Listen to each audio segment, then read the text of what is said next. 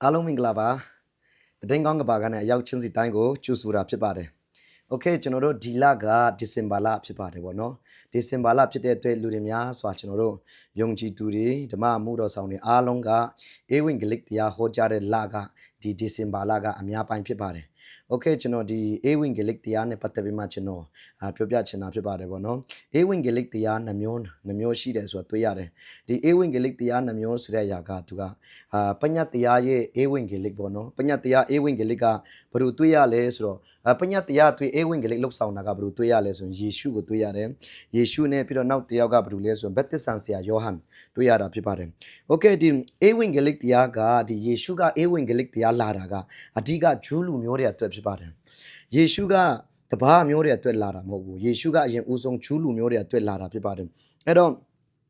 ့မဿဲအခန်းကြီးလေးအခန်းငယ်7မှာလဲကျွန်တော်တို့တွေ့ရတယ်ပေါ့နော်ထိုအခါမှစရွယေရှုကနောင်တရကြလောကောင်းကင်နိုင်ငံတော်တွေတည်လို့နီးပြီဟုတော့တရားကိုဟောစာပြုတော်မူ၏โอเค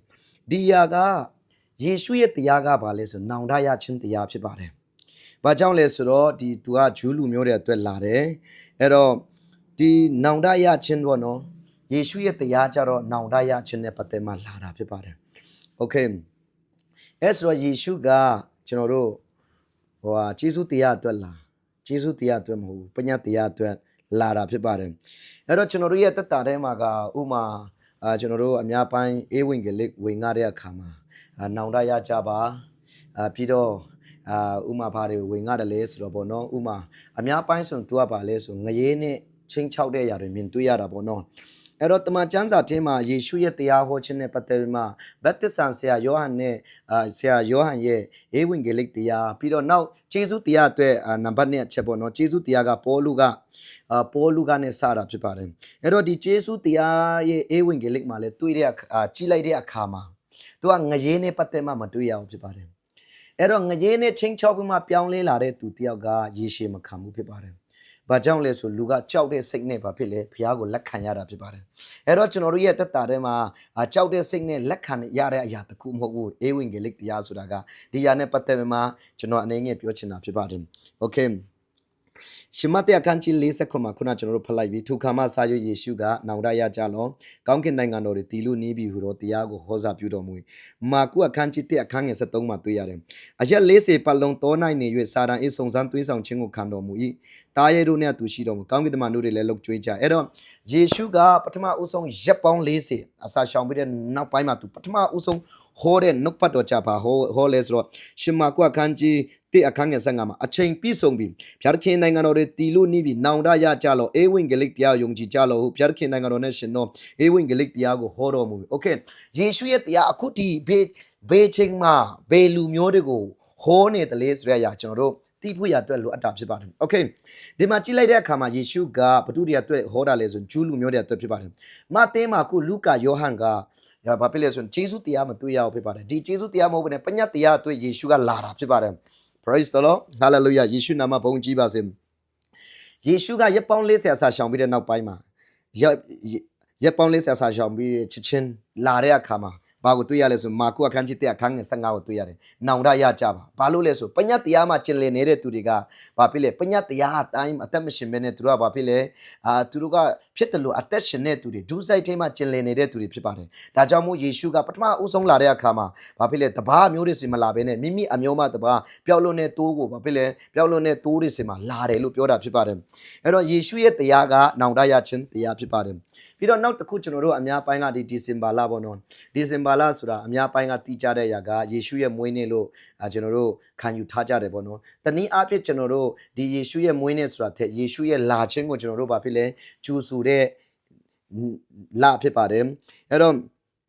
့ဒီထဲမှာကျွန်တော်တို့အားလုံးတတိထားမိကြလာတော့မသိဘူးပေါ့နော်။ဒီတမန်ကျမ်းစာထဲမှာဖတ်ကြည့်ရတဲ့အခါမှာယေရှုရဲ့တရားမှာလည်းငရေနဲ့ချင်းချောက်တာမတွေ့ဘူးဖြစ်ပါတယ်။အဲ့တော့ဒီငရေကဘာဖြစ်လဲဆိုတော့လူတွေပြောင်းလဲတာကငရေကိုကြောက်လို့ပြောင်းလဲတဲ့ဆိုတဲ့အရာကယေရှုမခံဘူးဖြစ်ပါတယ်။ Okay ဂျေဇုတရားကိုကျွန်တော်တို့ပြန်ပြီးတော့သွားရအောင်ပေါ့နော်။ဂျေဇုတရားကပေါလုရဲ့တရားဖြစ်ပါတယ်။ Amen Hallelujah ယေရှုရဲ့တရားနဲ့ပေါလုရဲ့တရားက ဘာဖြစ်လဲတွေးရတာဖြစ်ပါတယ်အဲ့တော့ယောမအခန်းကြီး30အခန်းငယ်30ကနေ7တိဖတ်လိုက်တဲ့အခါမှာဒီဂျေဇုတရားရဲ့ဧဝံဂေလိတရားကိုတွေးရတာဖြစ်ပါတယ်ဖြောင်းမယာတို့ရောက်ခြင်းကစိတ်နှလုံးဖြစ်ယုံကြည်ရ၏ကဲတင်ချင်းတို့ရောက်ခြင်းကနှုတ်ဖြစ်ဝန်ခံ၏ကျမ်းစာလာတွေကသူကြောက်ကိုအမိပြုတော်သူမိတွေကရှက်ကြောက်ခြင်းမရှိနိုင်ဟုလာတည်းတဲ့ praise the lord ယေရှုလာတာကကျွန်တော်တို့အတွေ့မဟုတ်ဘူးဂျူးလူမျိုးတွေအတွေ့ဖြစ်ပါတယ်တပါးမျိုးတွေအတွေ့လာတာကပေါလုရဲ့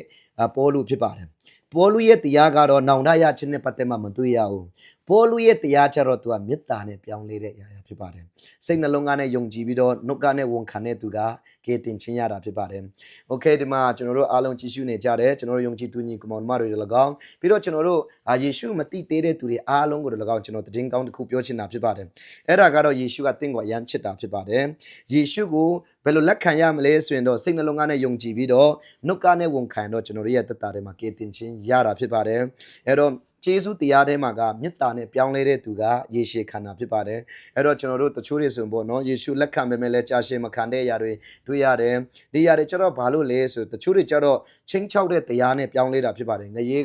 ရေကိုကြောက်လို့ငါဒုက္ခရောက်မယ်ဆိုတဲ့အရာနဲ့ပြောင်းလဲတဲ့အရာတွေ့ရတယ်အဲ့တော့ကျေးဇူးတရားထဲမှာကနောင်တနဲ့ပြောင်းလဲခြင်းဆိုတာတဲ့ကျေးဇူးတရားထဲမှာကစိတ်နှလုံးကနေယုံကြည်ပြီးမှစိတ်နှလုံးကနေယုံကြည်ပြီးနှုတ်ကနေဝန်ခံတဲ့သူကကဲတင်ခြင်းရတာဖြစ်ပါတယ်အဲ့တော့ကျေးဇူးတရားထဲမှာကမေတ္တာနဲ့ပြောင်းလဲတဲ့သူတာလျင်ယေရှုခန္ဓာဖြစ်ပါတယ်အဲ့တော့ကျွန်တော်တို့တမန်ကျမ်းစာထဲမှာဒီလဆိုတော့ယေရှုရဲ့မွေးနေ့လို့သတ်မှတ်ထားတဲ့အခါမှာတော်တော်များများမာကုပညာရှင်ပေါ့နော်အဲ့တော့ပညာရှိ၃ပါးဆိုတာကကျမ်းစာထဲမှာလေ့လာကြည့်လိုက်တဲ့အခါမှာပညာရှိ၃ပါးဆိုတာမတွေ့ရဘူးဖြစ်ပါတယ်လူတွေတော်တော်များများကျတော့ဘာကိုထင်ကြလဲဆိုတော့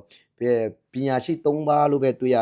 ပြောကြတယ်ပေါ့နော်မဿဲအခန်းကြီး1မှာတွေ့ရတယ်ယေရှုရဲ့မွေးဖွားခြင်းနဲ့ပတ်သက်ပြီးမှတကယ်တော့ပညာရှိ၃ပါးမို့မာကုပညာရှင်မာကြိုက်